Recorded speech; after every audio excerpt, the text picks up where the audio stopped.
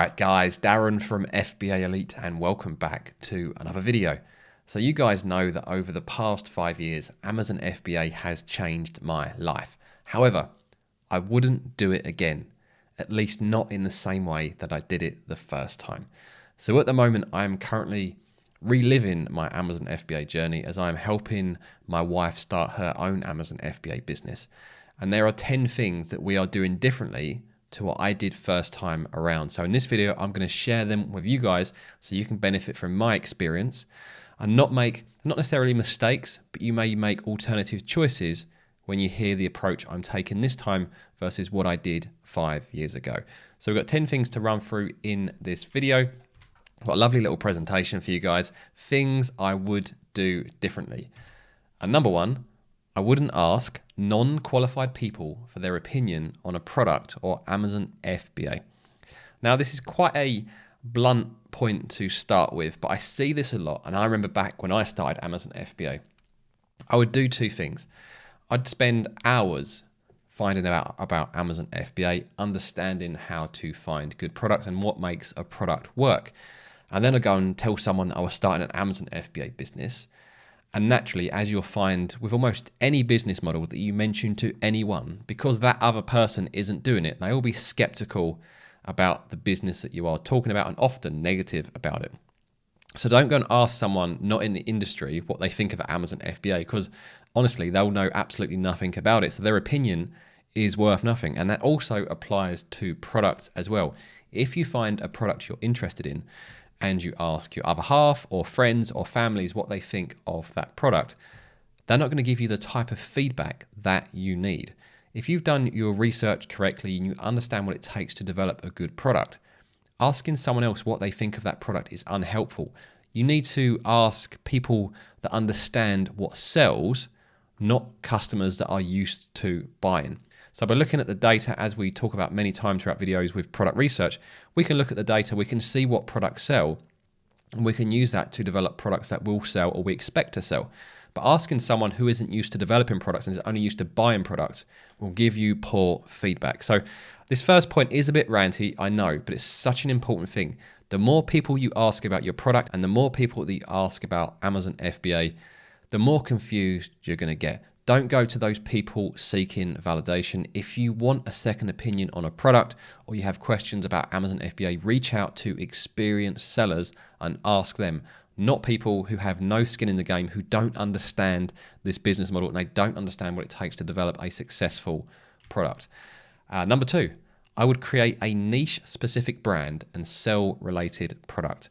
So my original approach to Amazon FBA was developing a generic brand, which has been really, really helpful as it's so easy to just get a generic brand that you can reuse for various products. And it's actually the method I teach in my course as it is the simplest approach to Amazon FBA.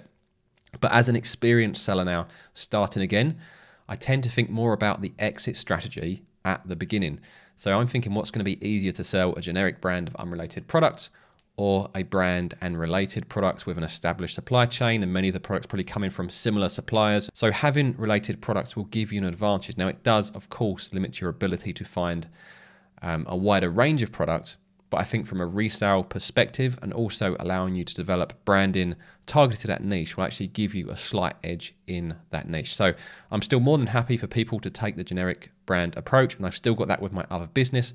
But with my wife's business, we will be taking the niche-specific brand approach and hopefully launching many related products within that niche or niches directly related to that niche. Number three, I would calculate my profit margins based on becoming VAT registered. So many new sellers will calculate their profit margins excluding VAT, and that's absolutely fine. And again, it's something I used to do in the past. But if things go well with Amazon FBA, if you are taking this seriously and you have a successful first product, the chances are you're going to become VAT registered quite quickly, probably within 6 months if things go well. And at that point, you want to make sure the products that are selling profitably now will continue to do so. You don't want to pick a product that just about works now when you're not VAT registered, as when you become VAT registered, it's going to hit your margins even further. And the last thing you want to do is have a successful product that when you become VAT registered becomes unviable. So I would say check both. Check what the margins are now and check what they would be when you become VAT registered so you'll know what you're getting into, and hopefully you'll choose products that are going to be sustainable long term. Number 4, I would focus my product research towards niches I understand to give myself an edge. So I often talk about the store raider method of just using that for an unlimited supply of product ideas as you go into people's stores, look at what products they're selling, and keep repeating that process until you find a product that may appeal to you and the stats stack up. I would say still use that method, but just focus it within certain niches and certain products that you're actually interested in or have knowledge of to give yourself an edge. So for example, if I went into products for babies or toddlers, or if I went into the pet niche, or if I went into maybe the gym niche, I feel I would have an edge based on my knowledge and the things that I enjoy doing and things that I have real world experience of. If I went and started selling cat-related products or maybe products related to, I don't know, beauty products, they aren't niches that I really understand that well. So if I do find a product, I'm going to struggle to develop it further. I probably struggle to be that creative with the branding as well. So I would say focus on the niches where you've got knowledge, experience, skills, so that when you find a product, you can really add value to that and hopefully understand what will make that product appeal to potential customers. Number 5, I wouldn't manually track demand using the 999 method. X-ray is accurate enough.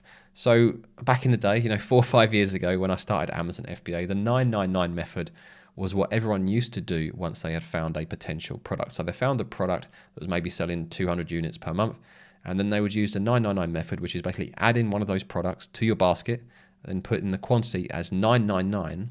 And then for some products, Amazon will come back and say, we've only got 550 available. You come back the next day, you do the same. They say, we've got 540 available. And then the next day it's 530 available, whatever it is. And it's quite easy to get a feel for how many units those products were actually selling. And the problem is nowadays is many sellers have limits, so you can't add more, maybe a few items to your basket at a time. So you can't actually do this with the majority of products on Amazon. And also with the way that Amazon redistributes stock around the country, the inventory levels go up and down, and that isn't always reflective of sale. So often the 999 method now is unreliable, and I just rely on X-ray from Helium 10 because based on knowing what my own products sell and also the people that I mentor, I know what their products sell. Seeing the estimates in X-ray, I know they're accurate enough, so I'm happy to rely on X-ray when I'm verifying the demand for my products. I'll pop up a discount code and also stick a discount code in the pinned top comment as well.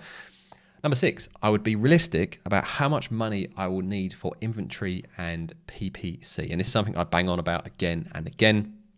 When I started, I had about $5,000 for Amazon, and I thought that would be plenty enough. And this is a mistake that many people do. Maybe you've got £2,000 or £3,000 for inventory, that's your budget, and that's what you spend on your first batch of inventory. But you need to be realistic that you're probably going to need double that because you're going to be ordering often your second batch of inventory before you've got the money back from your first batch. So you need to have enough money for at least 2 batches of inventory. And also you're going to need to pay for PPC as well. Now your PPC costs can be deducted from your sales. So potentially that first batch of inventory could effectively pay for your PPC providing things sell and things go well. But make sure you budget for at least 2 lots of inventory and hopefully have a bit of a buffer for PPC as well in case you have to scale up a bit quicker than the actual sales are going at that particular time. Number 7, I wouldn't expect to be able to turn PPC off, which was what I always used to hope was possible. When I launched my first product, the aim was to run PPC for a month or so and then turn PPC off. And I was able to do that for my first product and for my second product. But things have changed over the past few years. There is now a lot more competition, and PPC is almost essential for, I'll probably say, for 90% of products long term. Once you've built those ranks, you're going to adapt your strategy to defend those ranks and also hopefully generate more profitable sales. So don't base your margins on being able to turn PPC off. PPC is probably going to be on at all times for your product, just hopefully in a more profitable way to when you first launch it and when you're being more aggressive with your campaigns. Number 8, I wouldn't use credit cards to pay for bulk orders. Now, I understand why people do this, and I used to do this for my first 1 or 2 orders with a new supplier.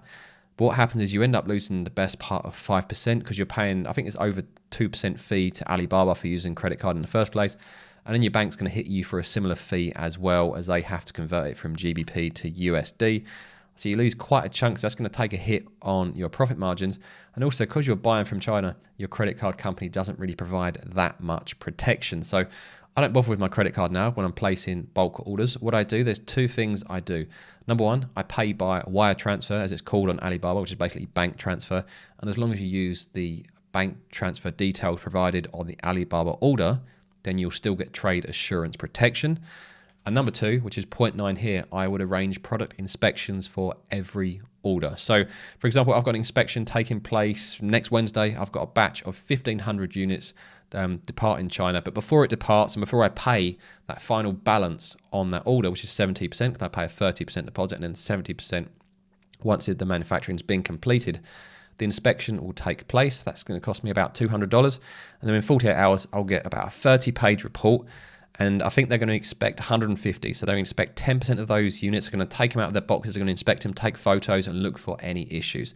So if you're paying by wire transfer with the trade assurance protection and you're doing your product inspections, then you're protecting yourself as much as possible. So you're only paying for those products when you know they have been created to the specification that you gave the supplier in the first place, and you can give that same specification to the inspector and tell him to check all the things you want to check. And the number 10, I'd become part of an FBA community, which goes back to part 1. Don't ask non-qualified people for their opinion on your product at Amazon FBA. Reach out to other experienced sellers. We've got the FBA Elite forums, which are on www.fbaelite.com. The forums are completely free.